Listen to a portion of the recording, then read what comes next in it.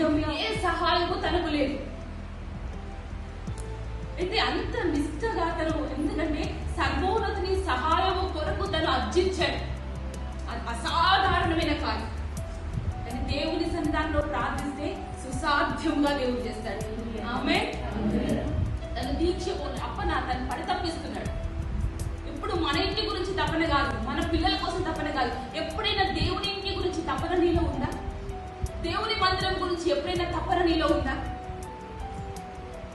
దేవుని మందిరానికి విశాలమైన స్థలం కావాలి అని, దేవుని మందిరం ఇంకా గొప్పగా ఉండాలని, దేవుని మందిరంలో కొరతలన్నీ తీర్చబడాలని ఎప్పుడైనా మనలో తపన కలిగిందా? తపన కలిగితే నువ్వు ఒక నెహెమ్యావి. ఆమేన్. హల్లెలూయా. ఒక గొప్ప స్థితిలో ఉండాలి. ఆత్మలను తీసుకొచ్చే బిడ్డగా ఉండాలి. ఆత్మల కొరకు భారం కలిగిన వ్యక్తిగా ఉండాలి. నశించిపోతున్న ఆత్మల కొరకు కన్నీరు కార్చే బిడ్డగా ఉండాలి.